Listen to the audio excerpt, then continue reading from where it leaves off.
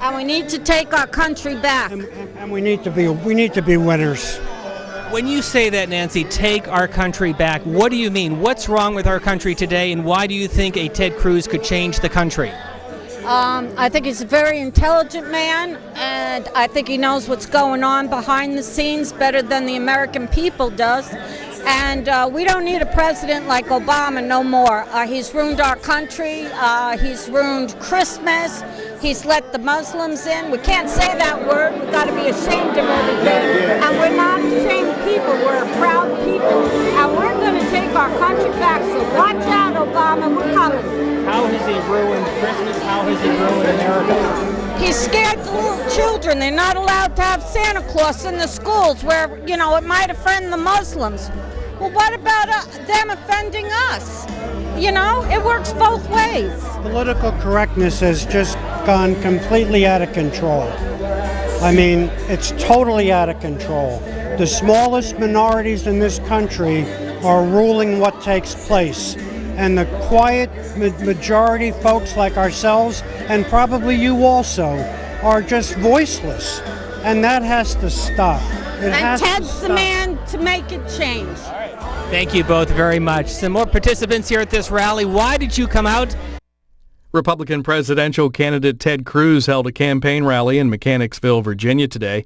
Before the rally, the candidate spoke to reporters. This is 15 minutes.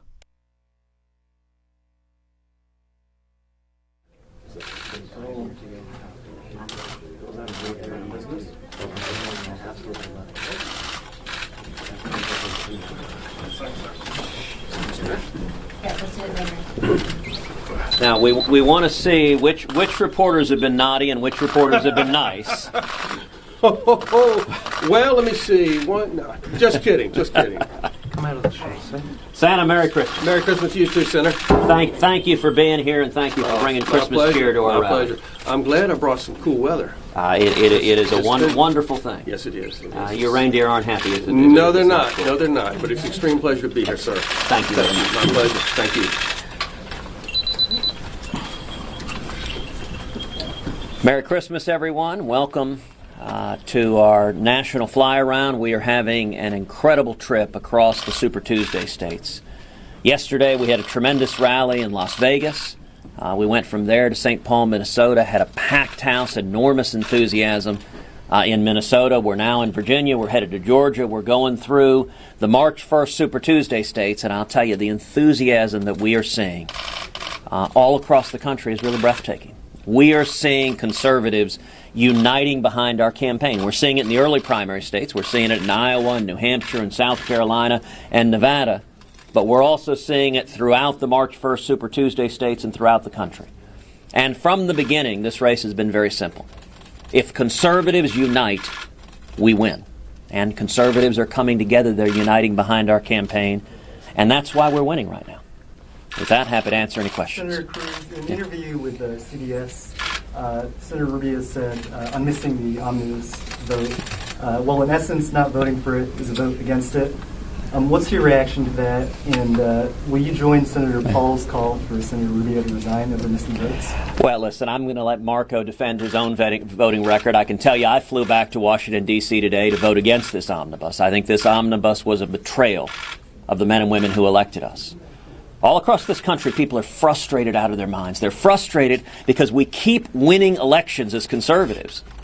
And then Republican leaders keep advancing Barack Obama's agenda. This is stunning. This is $1 trillion deal, thousands of pages cut in the dark of night. It funds all of Obamacare. It funds all of executive amnesty. It funds all of Planned Parenthood. It does nothing to stop this catastrophic Iranian nuclear deal. It does nothing to stop President Obama and Hillary Clinton's indefensible plan to bring tens of thousands of Syrian refugees to America, even though the head of the FBI says they cannot vet those refugees to determine whether or not they're ISIS terrorists. And not only that, but it sets the stage for expanding by 200,000 low-skilled immigrants coming into this country, which are going to take away jobs and drive down wages for working-class men and women. This was a betrayal of the men and women who rose up in 2014 and gave us a majority. Now, it's Christmas time. So it was Republican leadership playing Santa Claus to the lobbyist in K Street and the special interest, and it's why people are fed up with the Washington cartel, with career politicians in both parties who get in bed with the lobbyist and special interest and grow and grow and grow government. You know, just this week, Senator Chuck Schumer was very candid about what happened. He said, Senator McConnell wants the Senate to work, and the only way for the Senate to work is for them to pass our agenda. Well, that's exactly what Republican leadership just did, is funded and passed Barack Obama's agenda. It's why people are so frustrated. But it's also why we are seeing so much enthusiasm in our campaign, as people understand Republican leadership in Congress is not going to turn this country around. They're not listening to us. The only way to turn this country around is with a strong, principled, proven conservative in the White House. And that's why so many people are unifying, so many conservatives, so many Americans fed up with Washington are unifying behind our campaign. Senator, to become President Ted Cruz, how are you going to convince your party that at a general election you can convince Americans to become president? Because you're not too conservative. The only way to win a general election is to bring back to the polls the millions of conservatives who stayed home in 2008 and 2012. Millions of evangelical Christians stayed home. Millions of Reagan Democrats stayed home. How do we win?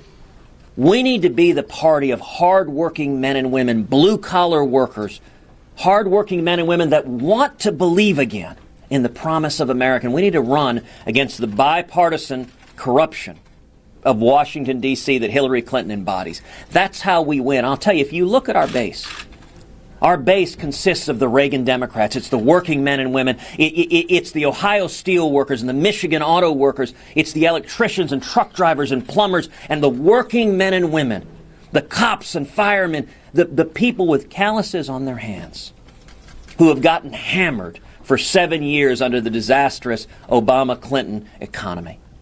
They're frustrated. A great many working men and women stayed home. Part of why they stayed home in 08 and 12 is that Republicans had gotten in bed with Democrats on issues like amnesty. Amnesty is an issue that cuts right to the core of working men and women who want to have jobs, want to have decent wages.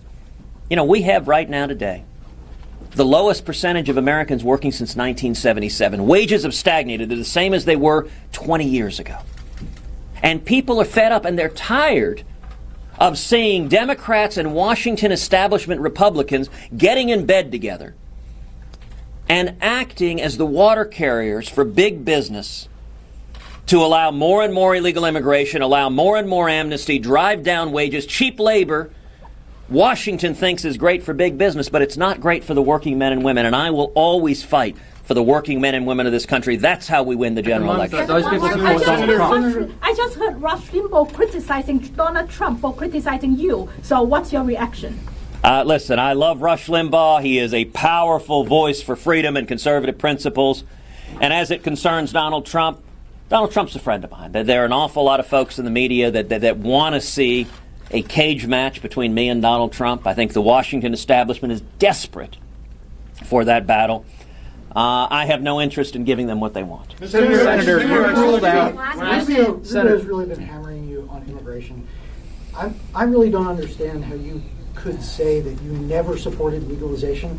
And a lot of people out there think that you are either playing the Washington game in, oh, I was for it before I was against it, or can you explain how you were absolutely never against legalization? Sure, Todd. It's very simple. I oppose amnesty. Marco Rubio supports amnesty. I oppose citizenship. Marco Rubio supports citizenship. I oppose legalization. Marco Rubio supports legalization. I opposed and led the fight to defeat the Gang of Eight bill.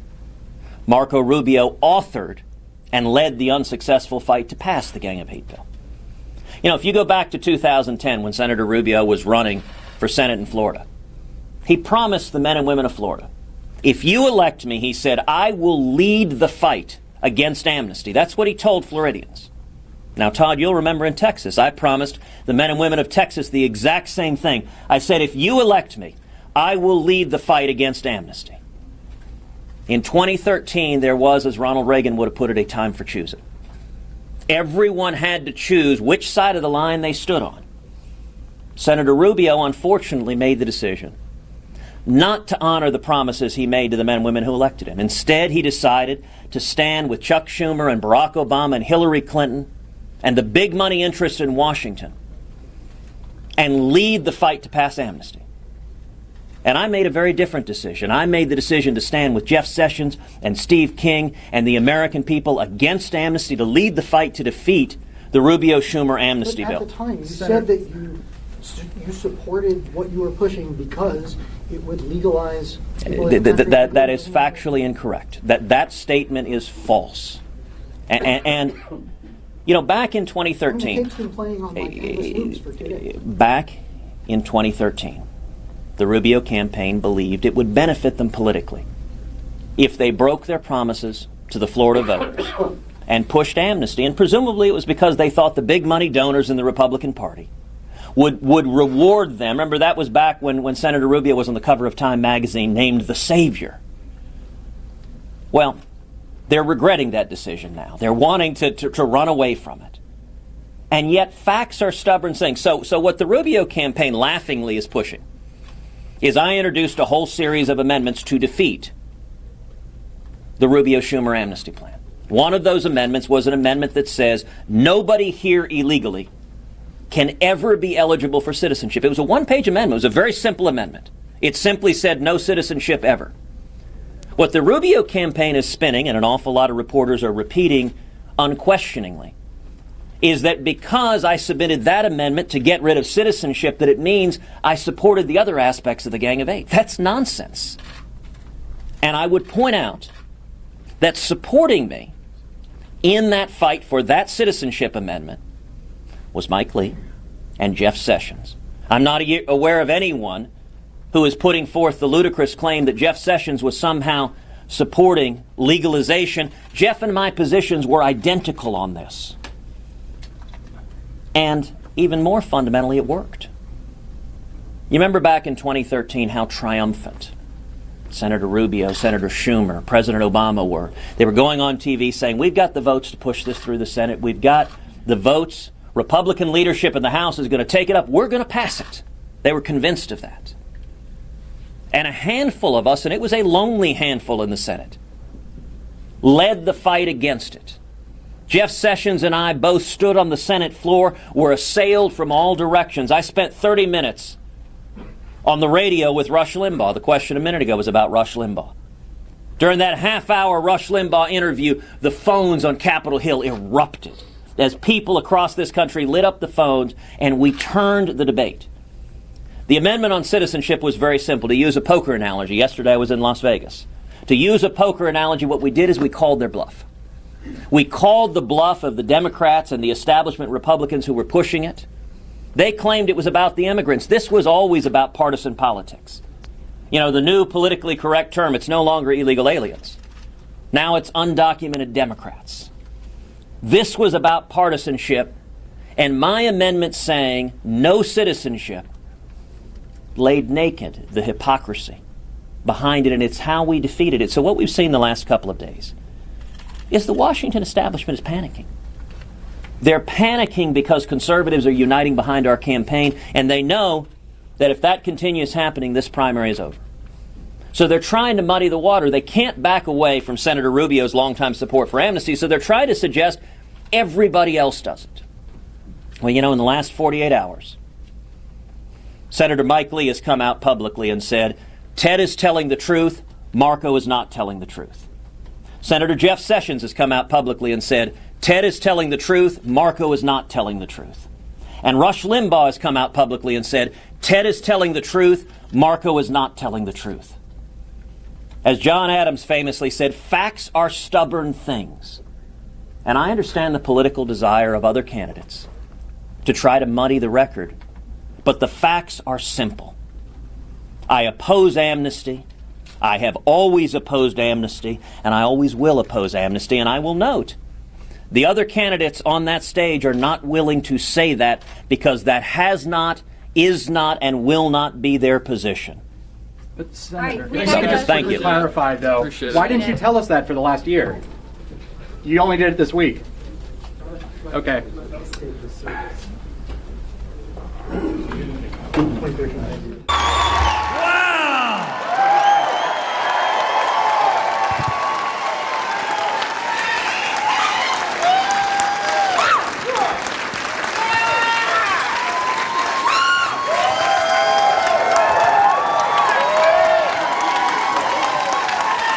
God bless the Commonwealth of Virginia.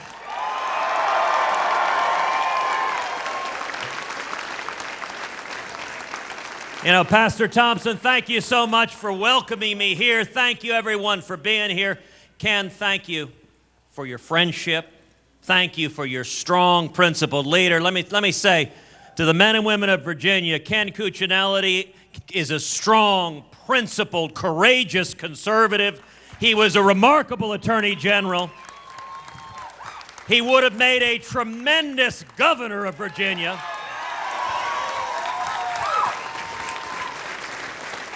And he is a fearless conservative leader on the national stage, speaking the truth to power, and the people of America are grateful to Virginia for producing Ken Cuccinelli.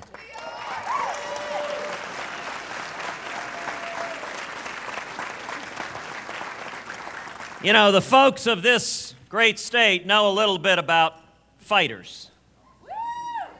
You have a tradition of patriots. And I would note that the Commonwealth of Virginia shocked and astonished Washington, D.C. when you sent Dave Bratt to join us in Congress.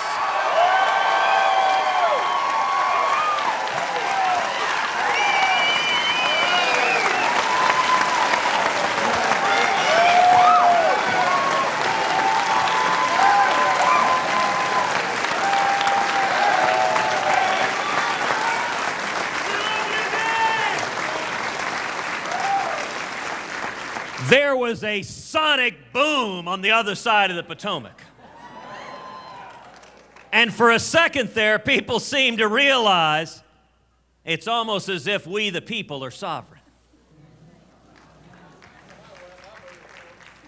Well, I'll tell you this. Dave and I spent all morning in Washington, D.C. So it is great to be back in America.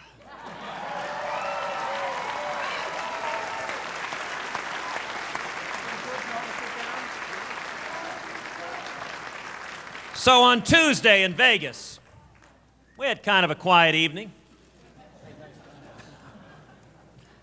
How fantastic is it that we have such a tremendous array of young, dynamic, talented Republican candidates for president?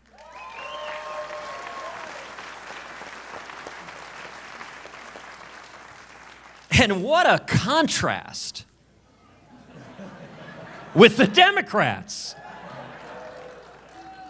I'm pretty sure the first Democratic debate consisted of Hillary and the Chipotle clerk.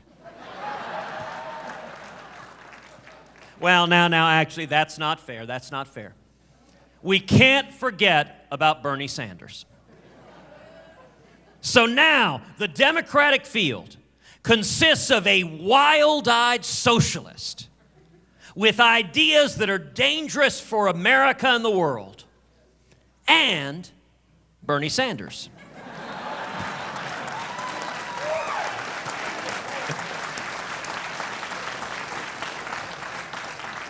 And it's an amazing thing. They keep scheduling the Democratic debates at like 2 a.m. on a Saturday on Alaska PBS. It's almost like they don't actually want anyone to see their candidates for president, which you can understand why. But there is good news. They've announced the venue for the next Democratic debate. They're holding it at Leavenworth.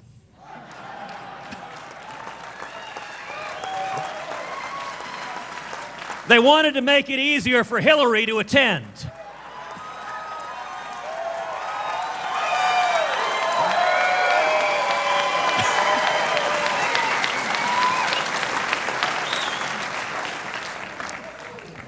We're here today because our country's in crisis. We're here today because we're bankrupting our kids and grandkids. Because our Constitution is under assault each and every day. And because America has receded from leadership in the world, and it has made the world a much more dangerous place. And yet I'm here today with a word of hope and encouragement and exhortation. I want to tell you, all across Virginia and all across this country, people are waking up. And I'm here to tell you, help is on the way.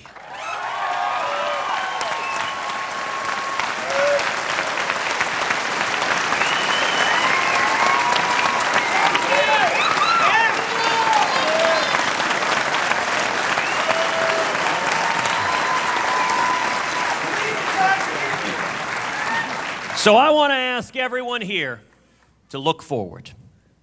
Look forward to January 2017. If I'm elected president, amen. I want to tell you what I intend to do on the first day in office.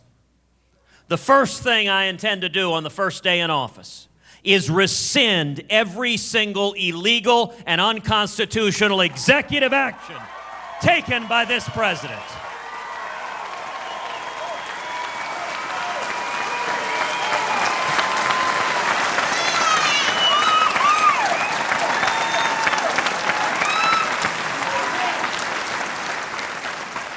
You know, President Obama likes to say he's got a pen and he's got a phone. Well, you live by the pen, you die by the pen. And my pen has got an eraser.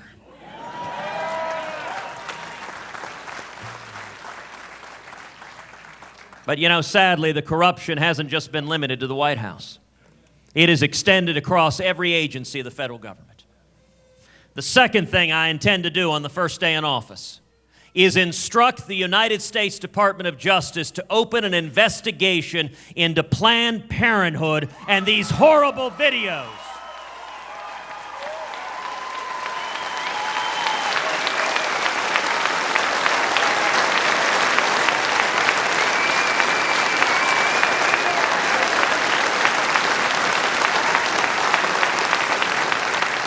And to prosecute any and all criminal conduct by that organization.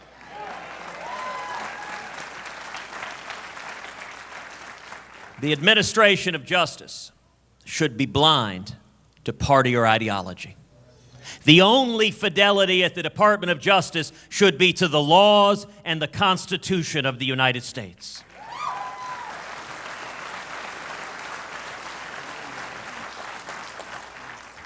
The third thing I intend to do on the first day in office is instruct the Department of Justice and the IRS and every other federal agency that the persecution of religious liberty ends today.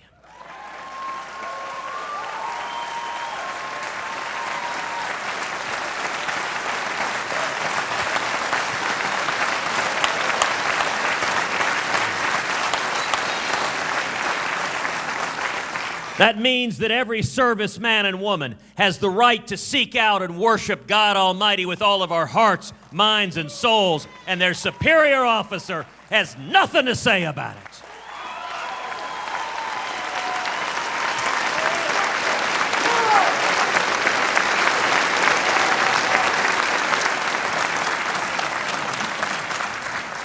That means that the Little Sisters of the Poor, a Catholic charity right now being persecuted by the Obama administration, will find that the case against them has been dismissed.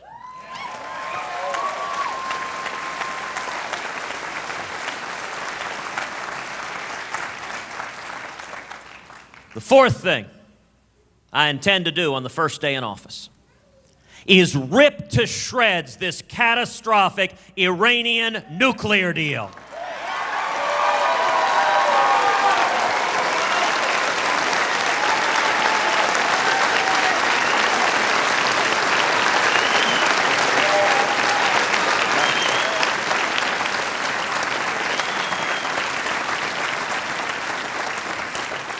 The single greatest national security threat facing America today is the threat of a nuclear Iran.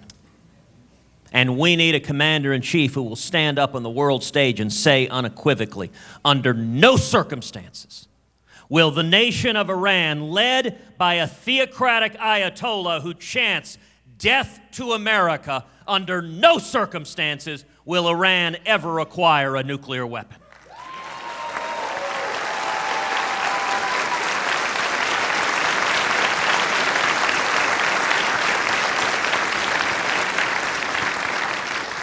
The fifth thing I intend to do on the first day in office is begin the process of moving the American embassy in Israel to Jerusalem, the once and eternal capital of Israel.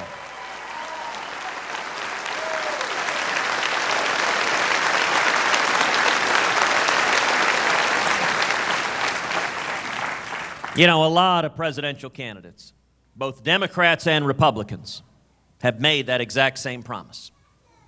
And yet, inevitably, when they get to the White House, they don't do it.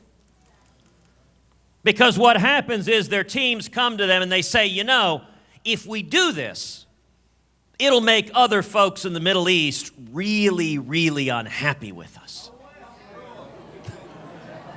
Well, if you hadn't noticed, they're already pretty unhappy with us. And the single biggest difference between me and the other very, very fine men and women standing on that debate stage is that with me, when I tell you I'm going to do something, I'm going to do exactly what I said I would do.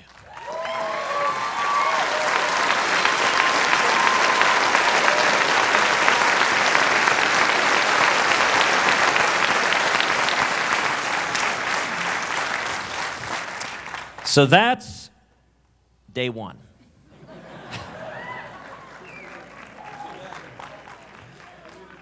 There are 365 days in a year, 4 years in a presidential term, and 4 years in a second term.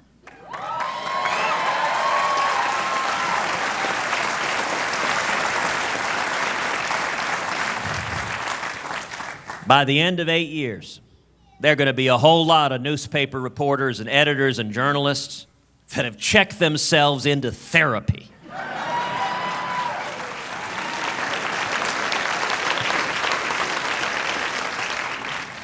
In the days that follow, I will go to Congress and we will repeal every word of Obamacare.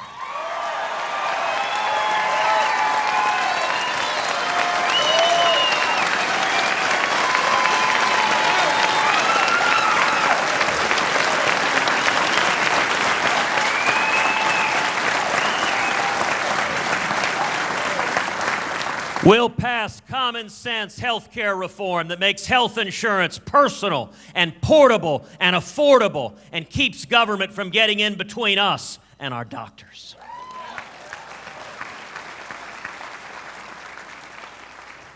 In the days that follow, I will instruct the U.S. Department of Education, which should be abolished,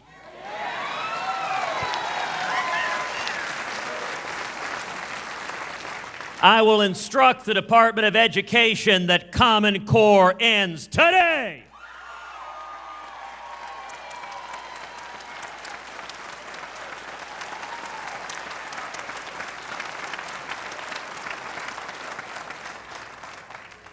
In the days that follow, we will finally secure our borders and end sanctuary cities.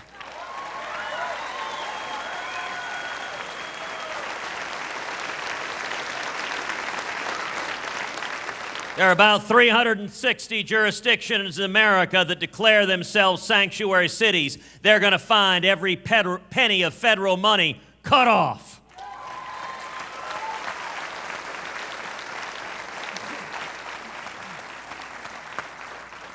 We're going to stop releasing criminal illegal aliens. We are going to pass Kate's Law, and we are going to end welfare for those here illegally.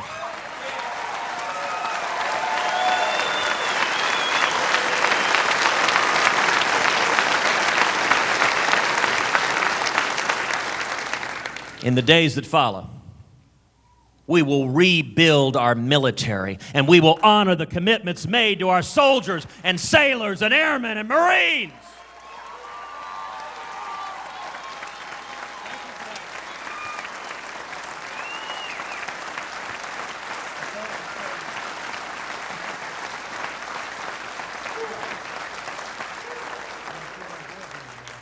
And that includes protecting the constitutional right to keep and bear arms of every serviceman and woman.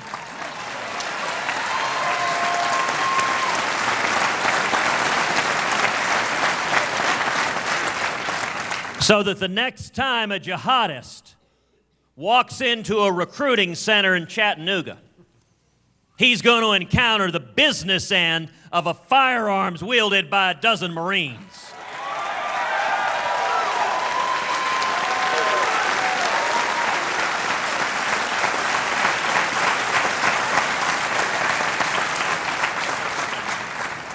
In the days that follow, our commander-in-chief will stand up and say to the world, we will defeat radical Islamic terrorism.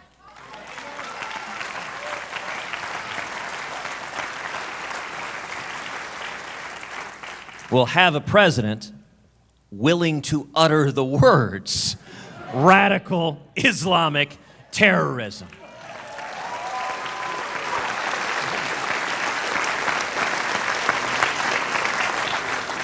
And we will not weaken, we will not degrade, we will utterly and completely destroy ISIS.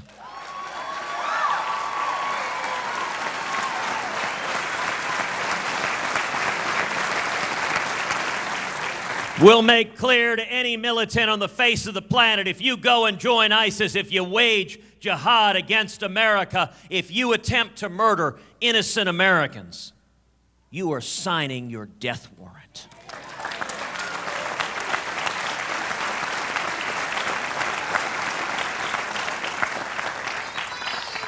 In the days that follow, we'll take on the EPA.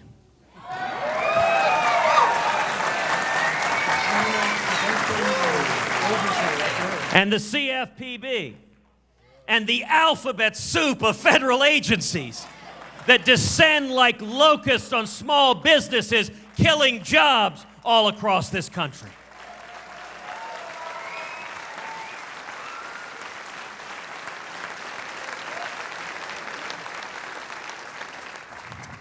You know, a few years back, I was out in West Texas, and I asked folks there, I said, what's the difference between regulators and locusts?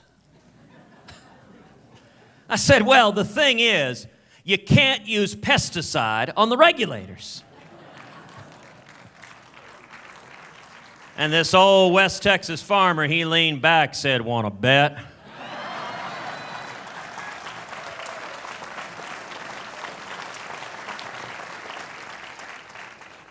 And in the days that follow, I will go to Congress, and we will pass fundamental tax reform. We will pass a simple flat tax.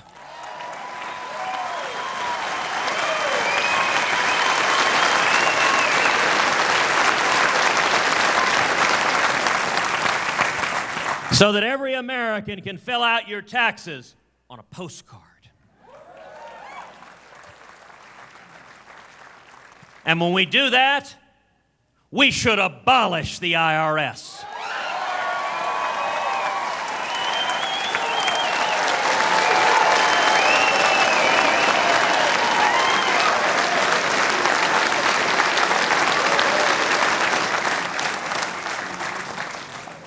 There are about 90,000 employees at the IRS.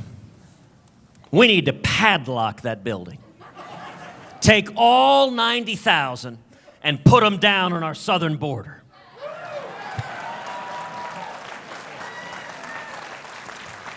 Now, to our friends in the media, I say that somewhat tongue-in-cheek. But you know, if you think about it, Shaq, imagine you traveled thousands of miles in the blazing sun. You're swimming across the Rio Grande. And the first thing you see is 90,000 IRS agents. You turn around and go home too.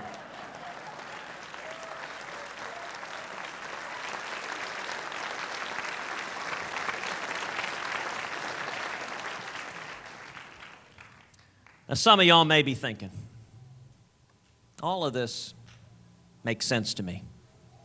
It's basic common sense. Live within your means. Don't bankrupt our kids and grandkids. Follow the Constitution. But can it be done? Can we do it?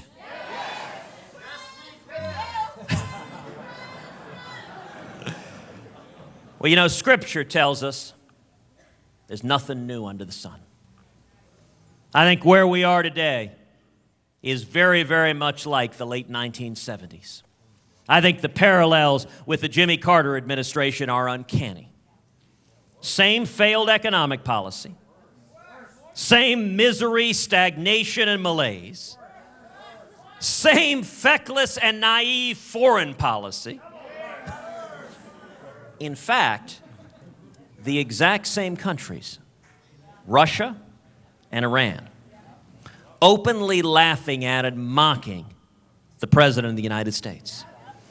You know, the one person in America thrilled with the job Barack Obama's doing is Jimmy Carter.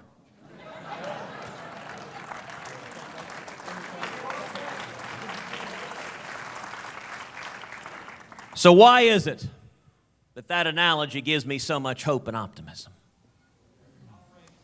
Because we know how that story ended. All across this country, millions of men and women rose up and became the Reagan Revolution.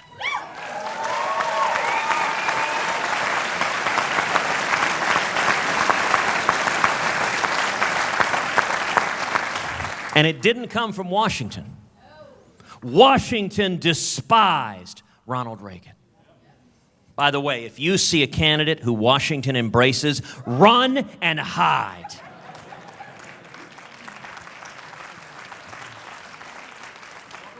It came from the American people, and it turned this country around. We went from misery and stagnation and malaise to booming economic growth, to millions lifted out of poverty into prosperity and the American dream. We went from our hostages languishing in Iran to winning the Cold War and tearing the Berlin Wall to the ground.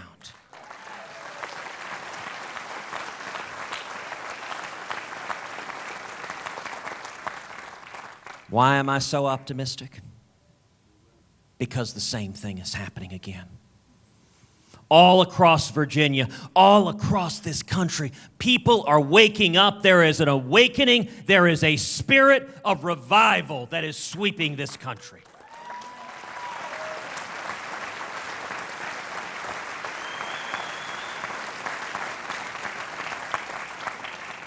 You know, when we launched this campaign in March, here in Virginia at Liberty University,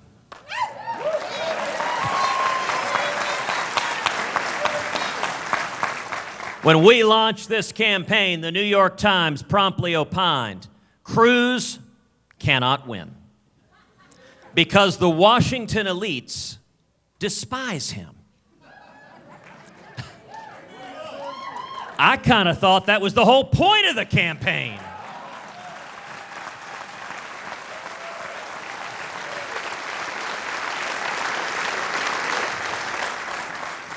Listen, if you think things are going great in Washington, that we need to keep headed in the same basic direction, just kind of fiddle around the edges, then I ain't your guy. On the other hand, if you think Washington is fundamentally broken, that there is a bipartisan corruption of career politicians in both parties that get in bed with the lobbyists and special interests and grow and grow and grow government, and we need to take power out of Washington and back to we the people. That is what this campaign is all about.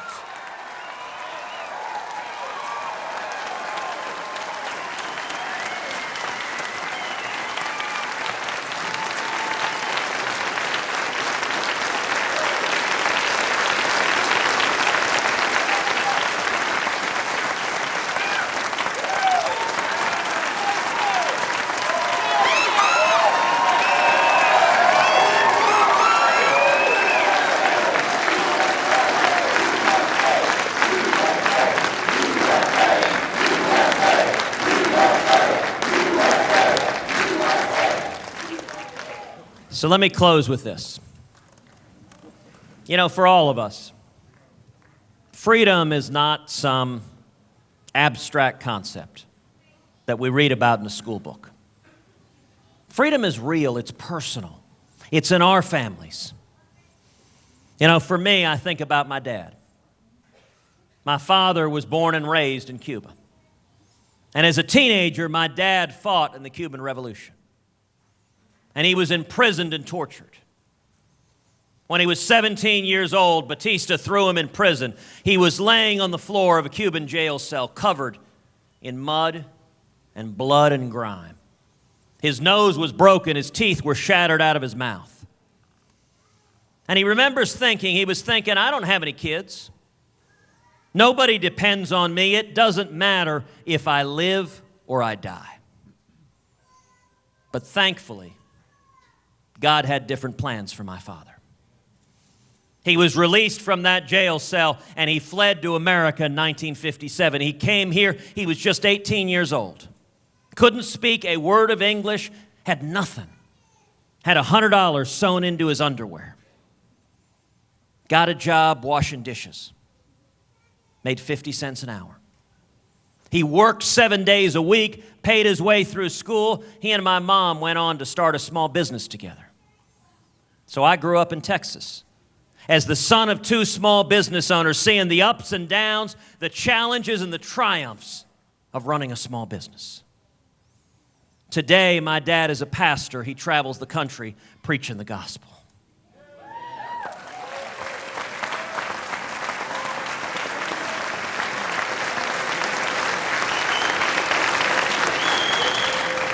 Now, my whole life, my father has been my hero. But you know what I find so extraordinary about his story? How commonplace it is. Every single one of us here, we have a story just like that in our backgrounds. Some of us, it's us. Others, it's our parents. Others, it's our great-great-great-grandparents. But what ties Americans together, each and every one of us, is we are the children of those who risked everything for freedom. And that's why I'm so optimistic. Because it is the fundamental DNA of what it means to be an American, to value liberty and opportunity above all else. When I was a kid, my dad used to say to me over and over again, when we faced oppression in Cuba, I had a place to flee to. If we lose our freedom here, where do we go? That is why all of us are here today. Because we are not content to go quietly into the night. We are not willing to give up on our kids and grandkids. And I tell you this today, if we continue to come together and stand together and fight for freedom and fight for the Constitution and fight for the values this country was built on, if we come together as we the people, then we can and we will bring back that last best hope for mankind. That shining city on a hill that is the United States of America. Thank you, and God bless you.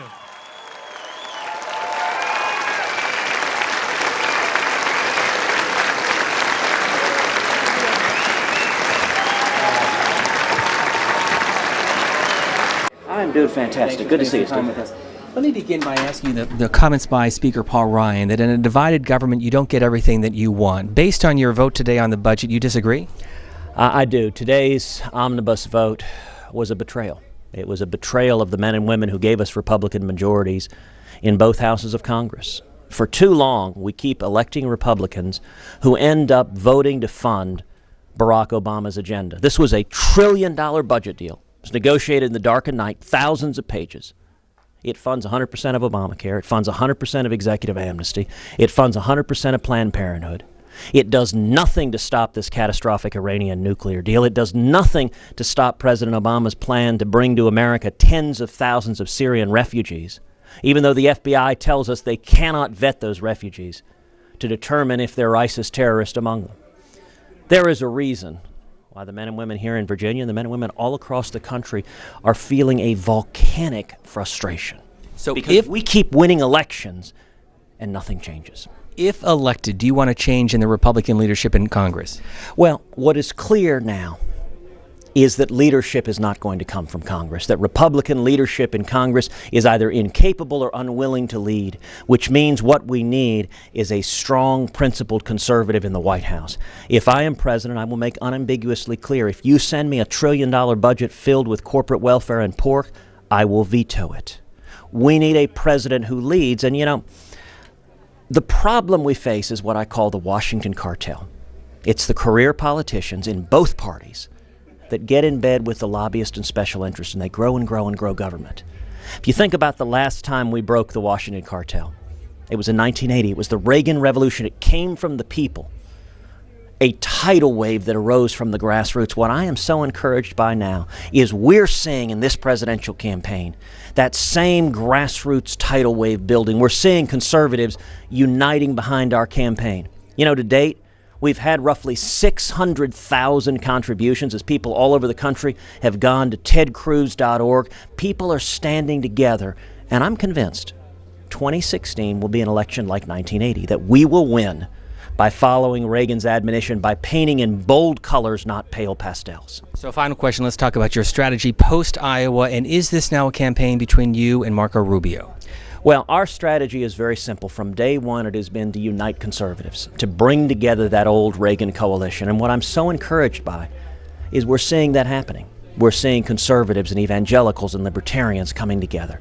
We're seeing young people and Hispanics and African Americans and Jewish voters and women and Reagan Democrats all coming together. And I think the reason is simple. People are fed up with Washington. They're fed up with politicians in both parties who say one thing and do another. And they're looking for someone who they can count on to be a consistent conservative, the same yesterday, today, and tomorrow. In my time in the Senate, I've tried really to do two things. Number one, tell the truth, and number two, do what I said I would do. And I think that's the reason we're seeing conservatives uniting behind our campaign. If that continues to happen, we are going to win this nomination. When we win this nomination and when we bring out to the polls in November 2016, the millions of working men and women that have been left behind by the Obama-Clinton economy, that are frustrated by a president that will not defend this nation by radical Islamic terrorism. That's how we win the general. It's how we turn the country around. It's how we reignite the promise of America. You are off to Atlanta. Senator, thanks very much for your time here on C-SPAN. We appreciate it. Thank you. God bless you. We wanted to talk to some of the rally goers here at the Ted Cruz event. You're a first-time voter. Tell us your name and why you're here today. My name is Kelsey, and I'm here to learn more about who I'm voting for next year. What did you learn tonight? I learned a lot about our country and what I wanted to do later in life. What do you think about Senator Ted Cruz? He's really nice, and he's funny, and he's in it for what's best for the people. Now, you're not able to vote yet, but you came with your sister. Why? Because I want to see what he has to do for our country. What did you learn? That he wants to destroy ISIS. Would you vote for him if you were 18? I will in his second term. Thank you very much. We're going to make our way down here with some of the Ted Cruz supporters. Tell me your name, why you came today, and what you took away from this event with Senator Cruz. My name is Tom McFadden from Williamsburg, Virginia. My wife Nancy, we both came today because we really believe that the last hope for us and for our children and grandchildren is Ted Cruz. He's a selfless person. I believe he's doing this from his heart, more so than politics. And we need to take our country back. And we need to be winners. When you say that, Nancy, take our country back, what do you mean? What's wrong with our country today, and why do you think a Ted Cruz could change the country? I think he's a very intelligent man, and I think he knows what's going on behind the scenes better than the American people does. And we don't need a president like Obama no more. He's ruined our country. He's ruined Christmas. He's let the Muslims in. We can't say that word. We've got to be ashamed of everything. And we're not ashamed people. We're a proud people. And we're going to take our country back. So watch out, Obama. We're coming. How has he ruined Christmas? How has he ruined America? He scared the little children. They're not allowed to have Santa Claus in the schools where, it might offend the Muslims. Well, what about them offending us? It works both ways. Political correctness has just gone completely out of control. I mean, it's totally out of control. The smallest minorities in this country are ruling what takes place. And the quiet majority folks like ourselves, and probably you also, are just voiceless. And that has to stop. And Ted's the man to make it change. Thank you both very much. Some more participants here at this rally. Why did you come out today, and what did you learn from the Ted Cruz remarks? Well, we're really enthused with Ted and the things we've seen in the debates, and we like what he's saying as far as what he can do for taxes and small businesses and that kind of thing. So that and immigration. So we're really enthused with Ted. Can Ted Cruz win the Virginia primary, and can he win the nomination? Well, we think so. We really do. We helped Dave Bratt. We spent a lot of doors. We knocked on hundreds and hundreds of doors for Dave, and so it's not our real first rodeo. So we're really enthused about Ted, and we think we can help him push him along. What did you learn from that campaign? Congressman Bratt was on our program earlier this week, the Washington Journal. When did you sense that he was going to defeat the House Republican leader Eric Cantor? Well, at the Republican delegation, when we actually defeated Cantor at the vote, when we voted to have Dave in lieu of him for the Republican nomination. That's when we knew he had it, but when you talk to Dave, you know how sharp he is. So that's a big item, and it was easy to get a lot of people on board for him. And we liked what Dave's position was on immigration as well as smaller government. So that Dave's just a sharp economic professor, and we're small business people. We know where that comes from. So the regulations that affect us. Let me move down here because it's now getting into the dinner hour. This is a rally that was supposed to happen mid-morning. You're still here now. Why did you come? Well, I wanted to learn more about Ted. I kind of was on the fence about who I was going to go for, and probably whoever had R in front of their name I probably would go for, but I was thoroughly impressed with Ted. I think, like Paul was saying about Dave Bratt, they're very similar in their conservative ideas. I think I'm a businessman. I'm also a director of a small bank, and he didn't mention Dodd-Frank, but that's just we're just strangled in regulation, and it's killing small business. It's hurting the economy. You're probably sitting in one of the most conservative areas of the country, Hanover County, and so Dave carried Hanover really big time. Of course, we had supported Cantor for years, but Eric just got kind of out there, wasn't joined in with what was going on in his own district, and Dave came in, and right up until that night, till finally when on Hannity when he came on there, he kind of we took it to him. It would have, I think, if the party hadn't done some other things in the rest of the country, that there'd been more conservatives elected, particularly what happened down in Mississippi. So I think the movement is afoot, and probably showing with Trump. He's got between him and Carson, they got 50, 60, 70% of the vote. So there's a movement going on, and people are just sick of Washington, D.C. Thank you both for staying with us. I'm going to move over here and talk to some more participants at this rally. Why did you come today, and was there one thing from Senator Cruz's speech that stands out? I really don't know how to answer that. What did you think about the event itself? Fantastic. Gee, we started. We knew Dave Bratt before Dave even wanted to run, and when he agreed to run, I promised him that I would give him 24/7 for the rest of my life. And Ted Cruz, those two guys are two of a kind. They come along once in a lifetime, and Ted Cruz he's another Dave Bratt, and we need them, and I will work till the day I die for both of those guys. Thank you both for talking with us. I'm going to move back here with another. Are you a Ted Cruz supporter? Yes, I am. Why? Well, every 4 generations, America goes through a crisis era, and here we are again. And we need and we always have a warrior priest type character, a man of godly character who is also warlike. And we had that with George Washington. We had that 4 generations later with Abraham Lincoln. We had that 4 generations later in FDR. And here we are now. We're 4 generations later. And again, we're in the winter of that repeating cycle. And in order to get to the springtime, we need a priest warrior. And the reason Trump is up there is because he's the warrior and people are forgetting about the priest.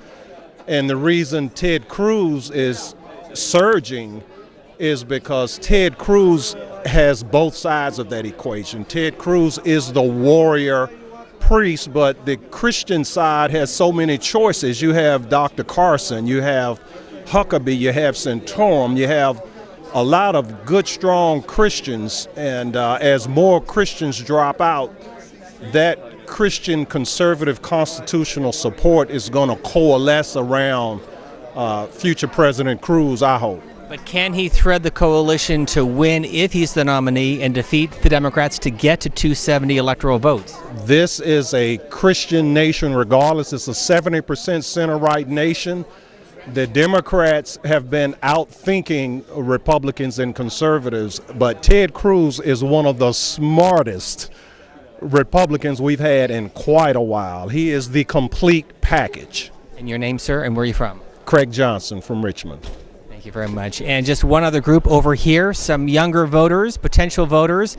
Why did you come out today? Are you supporting Ted Cruz? What's your takeaway from his speech? Yes, sir. I am taking away mainly the military with the ISIS, and I am a new Marine that just got back from boot camp, and I personally am gung-ho for everything that he supports, with everything from ISIS to Planned Parenthood abolished to everything that he's supporting. I completely support the man.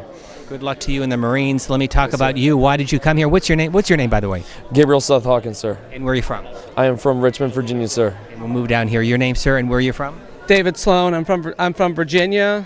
I live in Richmond now, but originally from Northern Virginia, but left there for a reason. Because? It's a horrible place traffic-wise. It's too expensive to live. And what do you think about Ted Cruz? I think Ted Cruz is great. He's the closest thing we've seen to Reagan in a long time, and our country needs recovering from 8 years of a failed president, and somebody has to come in and do the cleanup. And Ted Cruz, I believe, is the one who can clean up Obama's mess. You're smiling over here. What is your name and why are you smiling? My name's Christian Denmark, and I completely agree with what he's saying. I think Obama's failed presidency, and I think we need somebody like Ted Cruz who's going to stand for what he believes and what against the establishment, and believing and standing up for what he thinks. So. Okay, we have 2 more people who've been very patient. Want to ask? Don't shake your head. I want to ask you 2. What was your takeaway from Senator Cruz's speech today, and why did you come? What's your name, by the way? My name is Rachel Allgood.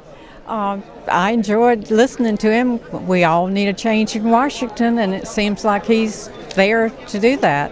Do you think Ted Cruz can win the nomination? I think so. We'll have to see in another 6 months, I guess. Are there other candidates who you like?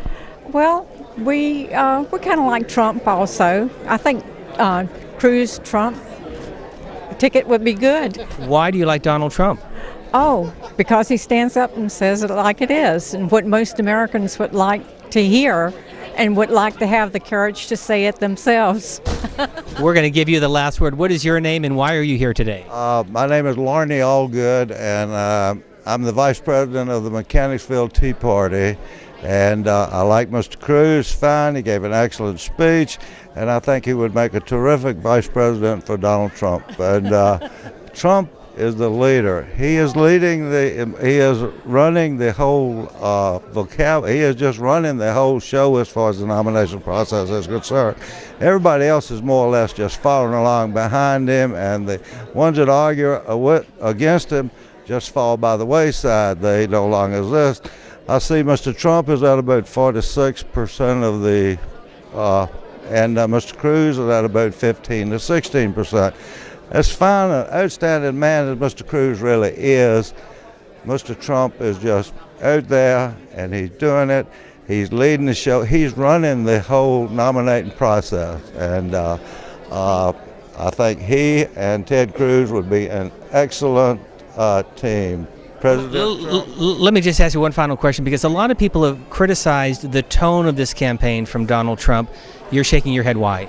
I think they criticize that the whole thing is too politically correct. You can't say anything. You can't call an illegal alien an illegal alien. You have to say illegal immigrant. They're not illegal immigrants. They are illegal aliens. You're either in the country legally or you're an illegal alien. There is no other category. And so I support Mr. Trump for getting out there, telling it like it is. He will build a wall. I believe everything he says, and I think he will make a conscientious effort to do everything he says he's going to do. I'm going to, as long as his name is on the ballot, I'm going to vote for him. Well, we just have to see what the numbers show. It's, and who wins. Thank you both very much. We appreciate it.